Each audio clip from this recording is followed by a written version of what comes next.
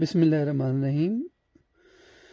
आज हमारा लेक्चर है कोलिगेटिव प्रॉपर्टीज़ ऑफ सॉल्यूशंस। ये चैप्टर 9 का जो आपके फर्स्ट ईयर की केमिस्ट्री की बुक है उसका चैप्टर 9 का ये एक टॉपिक है, कोलिगेटिव प्रॉपर्टी ऑफ सॉल्यूशंस। इसकी जो कोलिगेटिव प्रॉपर्टी की जो टाइप्स हैं ये बोर्ड में लॉन्ग क्वेश्चन के तौर पे लाजमी आती हैं।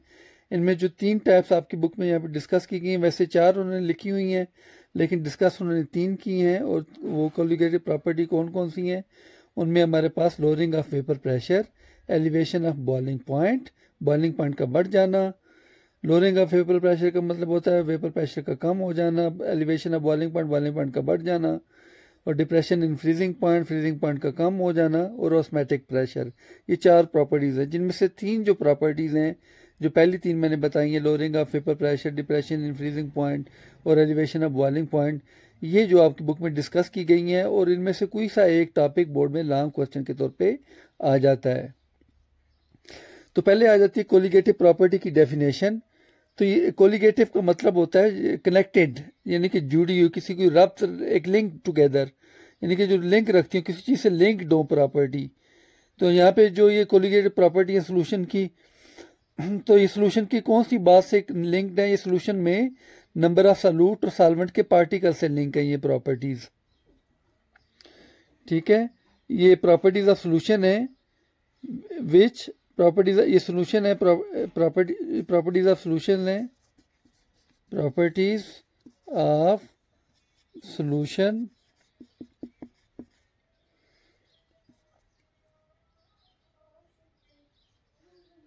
which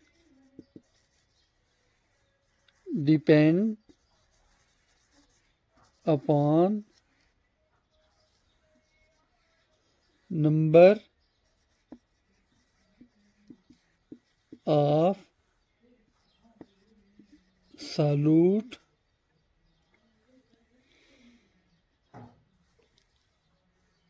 and solvent molecules और आयंस। तो ये ऐसी प्रॉपर्टी है सोल्यूशन की जो सॉल्यूट या सॉल्वेंट के मॉलिक्यूल्स की तादाद या उनके आयंस की तादाद पर डिपेंड करती हैं। यानी कि ये सोल्यूशन की वो प्रॉपर्टी हैं जो सॉल्यूट और सॉल्वेंट के पार्टिकल की तादाद पर डिपेंड करती हैं। पार्टिकल क्या हो सकते हैं? सॉल्यूट सॉल्वेंट के पार्टिकल मॉलिक्यूल भी हो सकते हैं या फिर आयंस भी हो सकते हैं। तो ये कोलिगेटिव प्रॉपर्टी की डेफिनेशन है। तो कोलिगेटिव प्रॉपर्टी हैं कौन कौन सी, वो मैंने आपको 4 के नाम बताए हैं कोलिगेटिव प्रॉपर्टी के नाम। नंबर 1 पे कोलिगेटिव जो प्रॉपर्टी है वो है लोअरिंग ऑफ वेपर प्रेशर, ये पहली प्रॉपर्टी है। नंबर 2 पे आपके पास प्रॉपर्टी है वो है elevation in boiling point. Elevation का मतलब होता है बढ़ जाना, लोअरिंग का मतलब होता है कम हो जाना, वेपर प्रेशर का कम हो जाना, ये एलिवेशन इन बॉइलिंग पॉइंट का बढ़ जाना। नंबर 3 पर है डिप्रेशन का मतलब होता है कम हो जाना, डिप्रेशन ऑफ फ्रीजिंग पॉइंट का कम हो जाना। सॉल्यूशन में अगर सॉल्यूट डाल दिया जाए तो उससे फ्रीजिंग पॉइंट कम हो जाता है। या अगर आप सॉल्यूशन में, जब आप सॉल्वेंट के अंदर सॉल्यूट ऐड करते हैं तो उससे वेपर प्रेशर कम हो जाता है, बॉइलिंग पॉइंट बढ़ जाता है, फ्रीजिंग पॉइंट भी बढ़ जाता है। इसके अलावा 4th जो प्रॉपर्टी वो हमारे पास है ऑस्मैटिक प्रेशर, वो इस बुक में नहीं दी गई तो वो हम डिस्कस भी नहीं करेंगे। ऑस्मैटिक प्रेशर, ये 4 प्रॉपर्टीज़ हैं जो कि नंबर ऑफ सॉल्यूट या सॉल्वेंट के पार्टिकल पे डिपेंड करती है। अगर आप सॉल्वेंट के अंदर सॉल्यूट पार्टिकल ऐड करेंगे उससे सोल्यूशन बनेगा, और सॉल्वेंट के अंदर सॉल्यूट पार्टिकल ऐड करने से वेपर प्रेशर कम हो जाएगा, बॉइलिंग पॉइंट बढ़ जाएगा, डिप्रेशन ऑफ फ्रीजिंग पॉइंट होगा, डिप्रेशन ऑफ फ्रीजिंग पॉइंट जो है वो कम हो जाएगा, और ऑस्मैटिक प्रेशर भी आपको देखने को मिलेगा यहाँ पर सोल्यूशन में। तो ये जो 4 प्रॉपर्टी हैं ये डिपेंड करती हैं कि आपने सॉल्यूशन में नंबर ऑफ सॉल्यूट और सॉल्वेंट के पार्टिकल कितने हैं।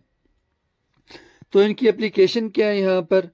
एप्लीकेशन अगर आप जो मेन हम यहाँ पे एप्लीकेशन डिस्कस करेंगे इस बुक के अंदर, वो एप्लीकेशन है इसका, जो इन प्रॉपर्टीज की एप्लीकेशन इस्तेमाल है वो है determination of molecular mass, determination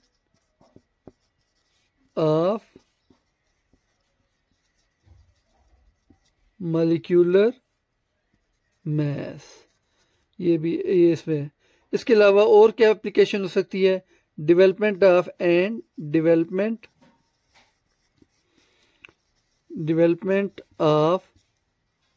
theory of solution. तो सॉल्यूशन के अंदर कैसे बिफोर जब बनता है सॉल्यूशन तो फोर्स ऑफ डायरेक्शन पे क्या फ़र्क पड़ता है। तो ये एप्लीकेशन है। पहली एप्लीकेशन जो मेन है, जो हम इस बुक में पढ़ेंगे जब भी हम ये तीनों प्रॉपर्टीज़ पढ़ेंगे, जिनमें हमारे पास लोअरिंग ऑफ वेपर प्रेशर है, एलिवेशन इन बॉइलिंग पॉइंट और डिप्रेशन ऑफ फ्रीजिंग पॉइंट, ये तीन प्रॉपर्टी आप बुक में पढ़ेंगे तो उनकी एप्लीकेशन क्या आपको देखने को मिलेगी, डिटर्मिनेशन ऑफ मॉलिक्यूलर मास। यानी कि हम सॉल्यूट जो ऐड करेंगे सॉल्वेंट के अंदर, उस सॉल्यूट का हम मॉलिक्यूलर मास मालूम कर सकते हैं। तो ये इस्तेमाल होगा इन तीनों प्रॉपर्टीज़ का जो आपकी बुक में दी गई हैं, हम मॉलिक्यूलर मास मालूम कर सकते हैं। इसके अलावा थ्योरी ऑफ सॉल्यूशन ये भी हम डेवलप कर सकते हैं, जो है इन तीनों को स्टडी करके, लोअरिंग ऑफ वेपर प्रेशर और जो है elevation of boiling point, depression in freezing point. उसके बाद है वाई सम प्रॉपर्टीज, अब ये अब लॉन्ग टॉपिक है एक, why some properties are colligative. यानी कि कुछ प्रॉपर्टी कोलिगेटिव क्यों होती हैं, ये क्यों डिपेंड करती है नंबर ऑफ सॉल्यूट और सॉल्वेंट पार्टिकल पर, ये हम यहाँ पर डिस्कस करेंगे।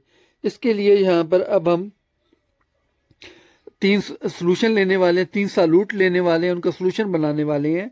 तो उसके बारे में हम इसको देखते हैं, साथ साथ डिस्कस करते हैं। तो आपके पास 3 सॉल्यूट हैं, यूरिया, ग्लूकोज और थर्ड है आपके पास सुक्रोज। ये आपके पास 3 सॉल्यूट हैं। इनका जो आपके पास मॉलिक्यूलर फार्मूला मैं आपको बता देता हूँ। ये खैर पहले से पता है तो इसलिए मैं लिख रहा हूँ, वरना ये जो आप मॉलिक्यूलर मास मालूम करते हैं, हमने भी पढ़ा है, इनकी एप्लीकेशन है मॉलिक्यूलर मास मालूम करने की। तो वो जो है बाद में पता चलता है मॉलिक्यूलर मास, और मॉलिक्यूलर मास या मॉलिक्यूलर फार्मूला आपने पहले चैप्टर में पढ़ा होगा। ये कैसे आप जो है मॉलिक्यूलर मास अगर आपको पता चल जाए तो आप मॉलिक्यूलर फार्मूला भी मालूम कर लेते हैं। पहले चैप्टर में आपने एम्पिरिकल फार्मूला और मॉलिक्यूलर फार्मूला पढ़ा होगा। तो वो जो मॉलिक्यूलर फार्मूला के लिए मॉलिक्यूलर मास चाहिए होता है, वो इन्हीं प्रॉपर्टी से हमें हासिल होता है, कोलिगेटिव प्रॉपर्टी, यानी कि lowering of vapour pressure, depression in freezing point और जो एलिवेशन इन बॉइलिंग पॉइंट जो है, ये सारा, ये तीनों प्रॉपर्टी को, इनमें से कोई एक प्रॉपर्टी स्टडी करके हम मॉलिक्यूलर मास मालूम कर लेते हैं, उससे फिर हम मॉलिक्यूलर फार्मूला मालूम करते हैं। तो यूरिया का जो मॉलिक्यूलर फार्मूला वो है NH2CO, ग्लूकोज का आपको पता है C6H12O6, सुक्रोज शुगर को कहते हैं, चीनी को, इसका फार्मूला C12H22O11। ये इनके मॉलिक्यूलर फार्मूले हैं। इनके जो मॉलिक्यूलर मैसेज हैं, या मोलर मैस आप कह लें या मॉलिक्यूलर मैस कह लें, जो भी आप कहना चाहें। तो मॉलिक्यूलर मैस जो होता है वो AMU में होता है, मोलर मैस जो होता है वो ग्राम पर मोल में, उसके यूनिट बदल जाते हैं, होते बराबर ही है। ये मॉलिक्यूलर मैस ये जो है, यूरिया का मॉलिक्यूलर मैस होता है हमारे पास 60 ग्राम पर मोल होता है, और ग्लूकोज का जो होता है हमारे पास वो होता है 180। या मालूम कर सकते हैं, आपको मैंने आपने चैप्टर 1 में ये सीख चुके हैं कि कैसे मॉलिक्यूलर मैस मालूम किए जाते हैं। ये 60 180 होगा, और जो सुक्रोज का मॉलिक्यूलर मैस होगा 342। इनका जो मैस हमारे पास होगा मौजूद, जो मैस लेंगे, हम यूरिया का मैस लेंगे 6 ग्राम और ग्लूकोज का लेंगे 18 ग्राम और सुक्रोज का लेंगे 34.2 ग्राम। ये हम मैसेज ले रहे हैं इन तीनों के, जो मैसेज हम यूरिया और ग्लूकोज सुक्रोज के ले रहे हैं। इनके अगर हम मोल्स कैलकुलेट करें, जो मोल्स होंगे नंबर ऑफ मोल्स, तो नंबर ऑफ मोल्स अगर आप देखें कैसे मालूम करते हैं, आप पहले चैप्टर में पढ़ चुके हैं फार्मूला नंबर ऑफ मोल्स का कि mess divided by molar mass. ये जो 6 ग्राम मैस है इसको मोलर मैस से डिवाइड कर देंगे, यानी कि ये आ जाएगा 6/60 इज इक्वल टू 0.1 मोल्स, ये आ जाएंगे। इस तरह यहाँ पर भी 18 डिवाइडेड बाई 180 जब आएगा तो ये भी 0.1 मोल्स होंगे। इस तरह से यहाँ पर भी जब 34.2 डिवाइडेड बाई 342 आएगा इसके भी 0.1 मोल्स होंगे। तो ये तीनों के मोल्स अगर आप देखें वो मैस बराबर नहीं है, अलबत्ता मोल्स हमें पता चल गया कि बराबर हैं। अब हम इनमें देखेंगे, क्योंकि ये कोलिगेटिव प्रॉपर्टी स्टडी कर रहे हैं तो हमें नंबर ऑफ मॉलिक्यूल्स भी चाहिए, मॉलिक्यूल की तादाद चाहिए। तो नंबर ऑफ मॉलिक्यूल्स क्या होंगे, ये मॉलिक्यूल्स मैंने लिख दी हैं। तो नंबर ऑफ मॉलिक्यूल मालूम करने के लिए हम क्या करते हैं, आप मोल को मल्टीप्लाई करते हैं एवोगैड्रो नंबर से। आपको पता है कि एवोगैड्रो नंबर क्या होता है, 6.02 मल्टीप्लाई बाय 10 की पावर 23। जब 0.1 को एवोगैड्रो नंबर से मल्टीप्लाई करेंगे तो यहाँ पे मॉलिक्यूल जो बनेंगे 6.02 10 की पावर 22 हो जाएगा, 23 नहीं होगा, क्योंकि 0.1 से मल्टीप्लाई करने पर एक पावर कम हो जाएगी। 0.1 से मल्टीप्लाई करने का मतलब है कि आप 10 से डिवाइड करें, जब 10 से डिवाइड करेंगे तो एक पावर माइनस हो जाएगी, तो 23 के बजाय 22 मॉलिक्यूल्स होंगे। ये नंबर मॉलिक्यूल्स आ गए यूरिया के। इस तरह से इसके भी 0.1 मोल, इसके अगर 0.1 मोल हैं तो इसके इतने मॉलिक्यूल होंगे। अगर ग्लूकोज के भी वो भी 0.1 मोल हैं, उसको भी आप 0.1 को मल्टीप्लाई करेंगे एवोगैड्रो नंबर से, यहाँ पर भी मॉलिक्यूल 6.02 10 की पावर 22 ही आएंगे। तो इसके अलावा अगर आप मल्टीप्लाई करेंगे यहाँ पर सुक्रोज को, इसके भी 0.1 मोल्स हैं, इसके 0.1 मोल्स को अगर आप मल्टीप्लाई करेंगे Na से एवोगैड्रो नंबर से, यहाँ पर भी जो है नंबर ऑफ मॉलिक्यूल 6.02 10 की पावर 22 ही आएंगे। तो यहाँ पर अगर आप देखें तो तीनों के मॉलिक्यूल्स बराबर हैं, अलबत्ता मैसेज हम देखें 6 ग्राम 18 ग्राम ये मैसेज डिफरेंट थे। नंबर ऑफ मोल बराबर है, नंबर ऑफ मोल बराबर हो, नंबर ऑफ मोल 0.1 है तीनों के, तो नंबर ऑफ मॉलिक्यूल भी बराबर हैं। ठीक है, तो ये हमारे पास मॉलिक्यूल्स की तादाद आ गई। अब नंबर ऑफ मॉलिक्यूल्स बराबर, इनका अगर हम इसको डिजॉल्व करें वाटर के अंदर, जो वाटर अगर आप लेते हैं,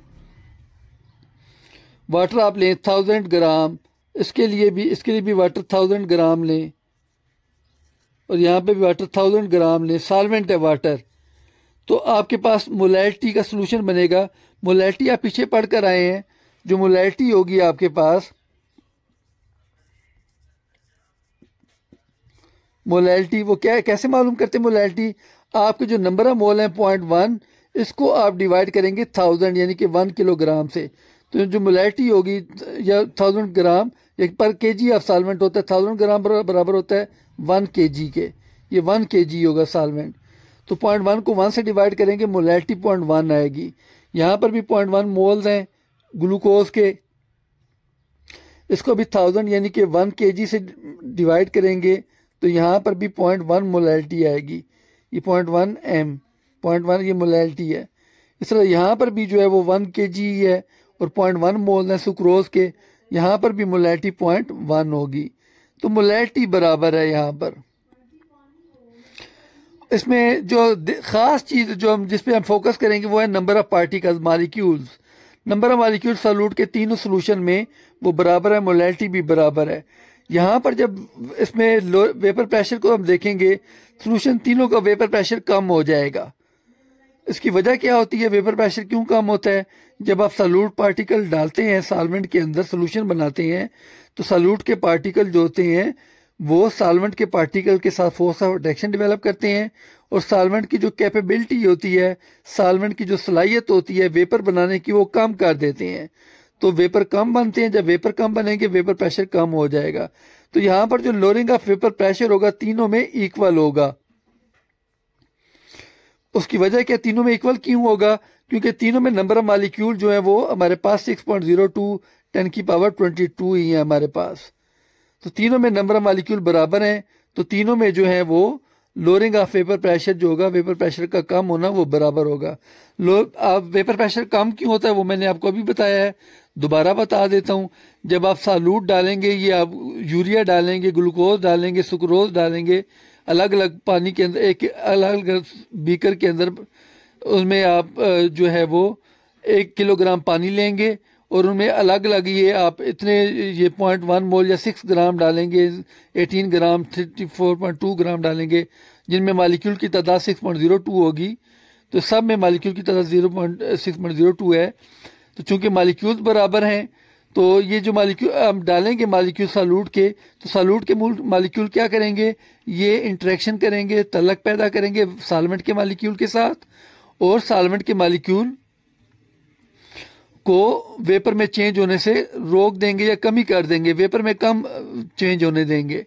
ठीक है, जब आप सालूट पार्टिकल डालेंगे, तीनों जो है आप 3 बीकर के अंदर लें, आप वाटर लें 1 kg 3 बीकर के अंदर, उनमें आप ये जब सालूट डालेंगे उसके इतने मालिक्यूल यानी कि 6 ग्राम डालेंगे यूरिया के, और 18 ग्राम डालेंगे ग्लूकोज के, 34.2 ग्राम डालेंगे सुक्रोज के। चूंकि इनमें नंबर ऑफ मालिक्यूल बराबर हैं, तो इन तीनों में जो वेपर प्रेशर वो कम, जो वेपर प्रेशर में जो कमी देखने में आएगी वो भी बराबर होगी। इसे कहते हैं लोअरिंग ऑफ वेपर प्रेशर, वो बराबर है।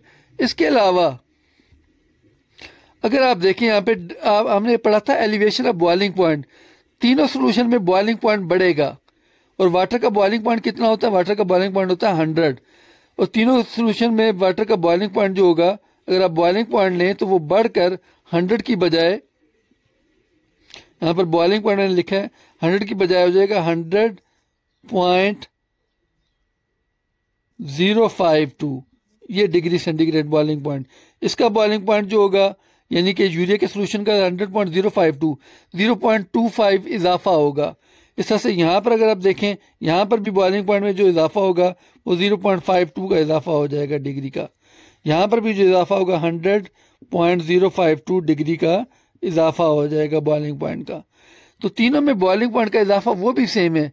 अगर आप फ्रीजिंग पॉइंट में डिप्रेशन देखें, यानी फ्रीजिंग पॉइंट में कमी होती है, तीसरी हमने कोलिगेटिव प्रॉपर्टी पढ़ी थी, डिप्रेशन इन फ्रीजिंग पॉइंट। तो फ्रीजिंग पॉइंट में भी जो कमी देखने को मिलेगी वो भी बराबर होगी। और कितनी होगी फ्रीजिंग पॉइंट में कमी, फ्रीजिंग पॉइंट में कमी हो जाएगी जो है वो आपका फ्रीजिंग पॉइंट कम होकर, जो फ्रीजिंग पॉइंट वाटर का फ्रीजिंग पॉइंट होता है 0 डिग्री सेंटीग्रेड ये होता है, ये कम होकर रह जाएगा हमारे पास -0.182 डिग्री सेंटीग्रेड, ये माइनस में चला गया। और तीनों सोल्यूशन का जो फ्रीजिंग पॉइंट होगा वो 0 की बजाय वो -0.182 डिग्री सेंटीग्रेड होगा। ये फ्रीजिंग पॉइंट होगा इसका, तीनों सोल्यूशन का फ्रीजिंग पॉइंट भी कम हो गया। ये भी बराबर रहेगा, फ्रीजिंग पॉइंट भी जो कमी आएगी फ्रीजिंग पॉइंट में वो बराबर है। क्यों कमी, अच्छा यहाँ पे जो है वो वेपर प्रेशर में कमी वो भी बराबर है। बॉइलिंग पॉइंट का बढ़ना, अगर आप बॉइलिंग पॉइंट देखें 0.52 0.52 0.52 बढ़ रहा है, ये भी बराबर है। और आपका फ्रीजिंग पॉइंट वो भी बराबर है, वो जो उसमें कमी आ रही है फ्रीजिंग पॉइंट में वो भी बराबर है तीनों सोल्यूशन की। ऐसा क्यों है, इसकी वजह ये है कि जो नंबर ऑफ मालिक्यूल्स हैं जो हमने कैलकुलेट किए थे 6.02 22, अब तीनों जो सोल्यूशन है इनमें number of solute particle urea के और ग्लूकोज के ये बराबर हैं। जब नंबर ऑफ मालिक्यूल बराबर होंगे, नंबर ऑफ सॉल्यूट पार्टिकल बराबर होंगे, तो फिर हमारे पास जो है फ्रीजिंग पॉइंट में जो कमी होगी, वेपर प्रेशर में जो कमी होगी, और ये जो बॉइलिंग पॉइंट का बढ़ना होगा ये बराबर रहेगा, यानी कि बराबर बॉइलिंग पॉइंट बढ़ेगा 0.52। तो ये तो हमारे पास हो गया। हमने देखा कि जो प्रॉपर्टीज हैं बॉइलिंग पॉइंट का बढ़ना, डिप्रेशन पॉइंट का, फ्रीजिंग पॉइंट का कम हो जाना, डिप्रेशन हो जाना, कम हो जाना, और वेपर प्रेशर का भी लोअरिंग कम हो जाना, ये बराबर रहती हैं जब नंबर ऑफ मॉलिक्यूल बराबर हों। तो अगर ये तो हमने ऐसे देखें यहाँ पे कितने मोल्स है, 0.1 मोल्स। अगर यही मोल्स इन तीनों के, यही मोल दो आप, इन तीनों के जो है मोल्स लेने हैं वो 1 मोल दो, 1 मोल तीनों के, ग्लूकोज और ग्लूकोज, ये जो यूरिया ग्लूकोज सुक्रोज की जो आप ले रहे हैं नंबर ऑफ मोल, वो 1.1 नहीं ले रहे अब आपने क्या किया है, 1 मोल ले रहे हैं तीनों के। आपने अलग अलग वाटर के अंदर जो वाटर लिया है 1000 ग्राम, उसमें आपने 1 मोल डाला है। तो 1 मोल में मालिक्यूल की तादाद कितनी होती है, ये आपने पढ़ा हुआ है चैप्टर 1 में। 1 मोल में मालिक्यूल की तादाद होती है एवोगैड्रो नंबर के बराबर, यानी कि 6.02 10 की पावर 23। यहाँ पर भी 6.02 10 की पावर 23, यहाँ पर भी 6.02 10 की पावर 23। अब मालिक्यूल्स होंगे, ये 1 मोल होगा तो इतने मालिक्यूल्स होंगे, ग्लूकोज के भी, यूरिया के भी, ग्लूकोज के भी और सुक्रोज के भी। तो मालिक्यूल्स अब भी बराबर ही हैं यहाँ पर। अब भी बॉइलिंग पॉइंट में इजाफा होगा, फ्रीजिंग पॉइंट में कमी होगी। अब जो बॉइलिंग पॉइंट में इजाफा होगा हमारे पास, ये बॉइलिंग पॉइंट अगर हम लिखें तो वो 0.52 नहीं, 0.052 नहीं होगा, बल्कि होगा 100.52 हो जाएगा। यहाँ पर कितना था, यहाँ पर 100.052 था, लेकिन यहाँ पे मोल्स कितने थे, मोल है हमारे पास 0.1, ये मोल्स हैं 0.1 है, और मालिक्यूल भी कम है। यहाँ मोल्स भी ज़्यादा हो गए, मालिक्यूल भी ज़्यादा हो गए, और 0.02 की बजाय 0.52 आ गए, 0.052 की बजाय जो बॉइलिंग पॉइंट में इजाफा हुआ है वो 52 इजाफा हुआ है। ये जो इजाफा होता है 0.52 का इजाफा है डिग्री सेंटीग्रेड का बॉइलिंग पॉइंट में, यहाँ पर भी ये इजाफा आपको देखने को मिलेगा, यहाँ पर भी ये इजाफा देखने को मिलेगा। बॉइलिंग पॉइंट में बराबर रहेगा क्योंकि नंबर ऑफ पार्टिकल बराबर हैं तीनों सोल्यूशन में। ये जो बॉइलिंग पॉइंट में इजाफा मिला है इसे आप जाहिर कर, इसके लिए ये कांस्टेंट होता है, कांस्टेंट कहलाता है। इस कांस्टेंट को जाहिर करते हैं के बी से, और उसको कहते हैं क्या कांस्टेंट को, एबिलियोस्कोपिक कांस्टेंट, एबिलियोस्कोपिक कांस्टेंट कहते हैं, एबिलियोस्कोपिक कांस्टेंट। ठीक है, ये जो बॉइलिंग पॉइंट में 0.52 इजाफा हो रहा है तीनों सोल्यूशन के लिए, 0.52 इसे एबिलियोस्कोपिक कांस्टेंट कहते हैं। ये सॉल्वेंट चेंज करने से चेंज हो जाएगा। हमने यहाँ पे सॉल्वेंट लिया है वाटर, वाटर के लिए Kb की वैल्यू जो होगी, अगर 1 मोलर सोल्यूशन होगा, ये 1 मोल हो गई, यानी कि number of solute particle glucose के, सुक्रोज के, यूरिया के, वो 1 मोल होंगे। तो इनके लिए जो ये एबिलियोस्कोपिक कांस्टेंट की वैल्यू 0.52 होगी अगर सॉल्वेंट वाटर होगा। तो सॉल्वेंट अगर आप चेंज कर देंगे तो एबिलियोस्कोपिक कांस्टेंट चेंज हो जाएगा। एबिलियोस्कोपिक कांस्टेंट जो है वो डिपेंड नहीं करता नेचर ऑफ सॉल्यूट पर, बल्कि वो डिपेंड करता है नेचर ऑफ सॉल्वेंट पर। सॉल्वेंट चेंज होगा, एबिलियोस्कोपिक कांस्टेंट की वैल्यू चेंज हो जाएगी। मिसाल के तौर पर अगर आप सॉल्वेंट ने वाटर की बजाय एसिटिक एसिड, ये एक ऑर्गेनिक कंपाउंड है एसिटिक एसिड, तब जो यहाँ पर इसकी वैल्यू जो होगी एबिलियोस्कोपिक कांस्टेंट की वो होगी 3.07 degree centigrade, 3.07 degree centigrade, 3.07 degree centigrade, ये वैल्यू होगी आपके पास। तो ये किसकी वैल्यू है, या मैं क्या एसिटिक एसिड की क्या वैल्यू है, ये एबिलियोस्कोपिक कांस्टेंट की वैल्यू है हमारे पास। ठीक है, ये एबिलियोस्कोपिक कांस्टेंट की वैल्यू है। किसके लिए, एसिटिक एसिड के लिए। ऊपर किसके लिए Kb की वैल्यू, ऊपर वाटर के लिए है। तो सॉल्वेंट चेंज कर देंगे तो एबिलियोस्कोपिक कांस्टेंट यानी कि Kb की वैल्यू चेंज हो जाएगी सॉल्वेंट चेंज करने से। ठीक है, इसी तरह से अगर दूसरा जो कांस्टेंट होता है डिप्रेशन एंड फ्रीजिंग पॉइंट जो होगा, उसके लिए हम इस्तेमाल करते हैं Kf, इसे कहते हैं क्रायोस्कोपिक कांस्टेंट, क्रायोस्कोपिक, इसे कहते हैं Kf, कहते हैं क्रायोस्कोपिक कांस्टेंट, इसे Kf कहते हैं। और अगर वाटर हो सॉल्वेंट, वाटर हो अगर सॉल्वेंट जो है, तब ये वैल्यू जो होगी वो 1-1.82 डिग्री सेंटीग्रेड होगी, -1.82 तीनों सॉल्यूट के लिए, -1.82 डिग्री सेंटीग्रेड। ये तीनों जो सॉल्यूट हैं उनके लिए ये वैल्यू आएगी, यानी जो फ्रीजिंग पॉइंट में कमी आ जाएगी, फ्रीजिंग पॉइंट कम होकर इतना रह जाएगा, 0 नहीं होगा फ्रीजिंग पॉइंट वाटर का। अब वाटर का फ्रीजिंग पॉइंट, चूंकि आपने सालूट डाले हैं, कितना सालूट डाला है, 1 मोल सालूट डाला है, इतने इतने मालिक्यूल डाले हैं, एवोगाड्रो नंबर के बराबर मालिक्यूल डाले हैं सालूट के। फ्रीजिंग पॉइंट में कमी कितनी होगी, -1.8 टू -1.8 टू -1। अब चूंकि ये 1 मोल आपने डाला है, 1 मोलर सोल्यूशन है, तो यहाँ पर KF की वैल्यू जो होगी वो ये जो वैल्यू कांस्टेंट रहेगी ये वाली, और ये तीनों वैल्यू कांस्टेंट रहेंगी, और इनको हम क्रायोस्कोपिक कांस्टेंट कहेंगे। क्रायोस्कोपिक कांस्टेंट KF से जाहिर करेंगे। ये भी अगर सॉल्वेंट चेंज करेंगे, आप सॉल्वेंट एसिटिक एसिड लेंगे तो ये भी वैल्यू जो होगी वो चेंज हो जाएगी। अगर एसिटिक एसिड लें तो KF की जो वैल्यू होगी वो होगी हमारे पास 3.90 डिग्री सेंटीग्रेड, इतनी वैल्यू कम हो जाएगी, 3.90 डिग्री सेंटीग्रेड, 3.90 डिग्री सेंटीग्रेड। तो ये इस तरह से आ जाएगा। तो ये अच्छा कौन से सोल्यूशन है हमारे पास। अब ये शॉर्ट क्वेश्चन मैं आपको बताने जा रहा हूं इसमें कि कौन से सोल्यूशन है या कि ये कब आप ऑब्जर्व कर सकते हैं, आप कर सकते हैं। ये जो प्रॉपर्टीज हैं आपने पढ़ी है, कोलिगेटिव प्रॉपर्टीज ऑब्जर्व होंगी। कोलिगेटिव प्रॉपर्टी हम कब ऑब्जर्व कर सकते हैं, कोलिगेटिव ऑब्जर्व का मतलब मुशाहिदा करना।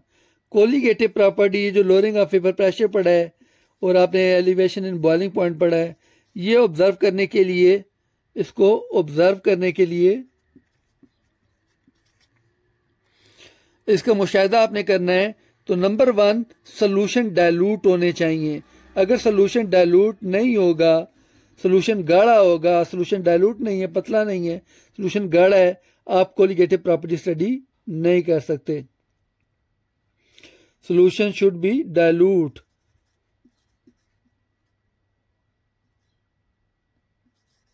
शुड बी डाइल्यूट होने चाहिए, सोल्यूशन आपके डाइल्यूट होने चाहिए। फिर आपके जो आपका सोल्यूशन डाइल्यूट होने चाहिए। नंबर 2 पे हमारे पास जो सालूट है, आपके सालूट यानी कि आपने यूरिया है, आपका ग्लूकोज हो गया, आपका सुक्रोज हो गया, ये सालूट नॉन वोलेटाइल होने चाहिए। नॉन वोलेटाइल का मतलब ये वेपर में तब्दील ना होते हों। ये ना हो कि आप सालूट डालें वो वेपर बन के उड़ जाए, फिर आप ये कोलिगेटिव प्रॉपर्टी ऑब्जर्व नहीं कर सकेंगे, आपकी वैल्यू गलत आएंगी डिप्रेशन और फ्रीजिंग पॉइंट की। वो जो आपने अभी नोट किया है फ्रीजिंग पॉइंट, डिप्रेशन या बॉइलिंग पॉइंट, वो गलत आएंगे। सालूट जो है वो नॉन वोलेटाइल होना चाहिए, सालूट वेपर में चेंज नहीं होना चाहिए। नंबर 3 पे सालूट का क्या होना चाहिए, सालूट नॉन इलेक्ट्रोलाइट होना चाहिए, सालूट होना चाहिए नॉन इलेक्ट्रोलाइट। नॉन वोलेटाइल आपने पढ़ लिया, ये नॉन इलेक्ट्रोलाइट क्या होता है, नॉन इलेक्ट्रोलाइट होता है जो डू नॉट आयोनाइज, आयोनाइज ना होता हो, डू नॉट आयन में तब्दील ना होता हो। अगर सलूट आयन में तब्दील हो जाएगा तो नंबर ऑफ पार्टिकल चेंज हो जाएंगे। मिसाल के तौर पर तो आप 1 मोल आपके पास या 1 मोल आपके पास यूरिया है और 1 मोल आपके पास सोडियम क्लोराइड है, इसको जब आप पानी में डालेंगे तो यहाँ पर आपको जो कोलिगेटिव प्रॉपर्टी होंगी यहाँ पर आपको डबल मिलेंगी। सोडियम क्लोराइड के केस में कोलिगेटिव प्रॉपर्टी की वैल्यू डबल हो जाए। वजह यूँ इसके जो आपके पास जब आप इसे पानी में डालेंगे सोडियम क्लोराइड को तो इसके सोडियम और क्लोराइड अलग होंगे, नंबर ऑफ पार्टिकल डबल हो जाएंगे, कोलिगेटिव प्रॉपर्टी की वैल्यू भी डबल हो जाएगी। यूरिया में ऐसा नहीं होगा। यूरिया एक मॉलिक्यूलर कंपाउंड है, इसके मॉलिक्यूल आयोनाइज नहीं होते, ये आयन नहीं बनाता, यूरिया आयन नहीं बनाता, तो यूरिया आयन नहीं बनाएगा, इसके लिए हम कोलिगेटिव प्रॉपर्टी आसानी से ऑब्जर्व कर लेंगे। तो जो आयनिक कंपाउंड है यानी कि इलेक्ट्रोलाइट्स हैं उनके लिए हम ये प्रॉपर्टी ऑब्जर्व नहीं करते। ठीक है, तो सलूट नॉन इलेक्ट्रोलाइट होना चाहिए, यानी कि नमक की तरह ना हो कि जिसमें आयन बन जाए, जब आयन बनेंगे तो पार्टिकल डबल हो जाएंगे तो कोलिगेटिव प्रॉपर्टी की वैल्यू भी डबल हो जाएगी, ऐसा नहीं होना चाहिए। तो आज का लेक्चर बेटा यहाँ पे हम ख़त्म करते हैं। तो ये 3 प्रॉपर्टी जो कोलिगेटिव प्रॉपर्टी कब ऑब्जर्व होती हैं, तो ये जो प्रॉपर्टी आप लिखेंगे तो ये शॉर्ट क्वेश्चन के आपको नंबर मिल जाएंगे। यहाँ पर ये शॉर्ट क्वेश्चन है, आज का टॉपिक हमारा लॉन्ग टॉपिक के तौर पे कंसीडर किया जाएगा।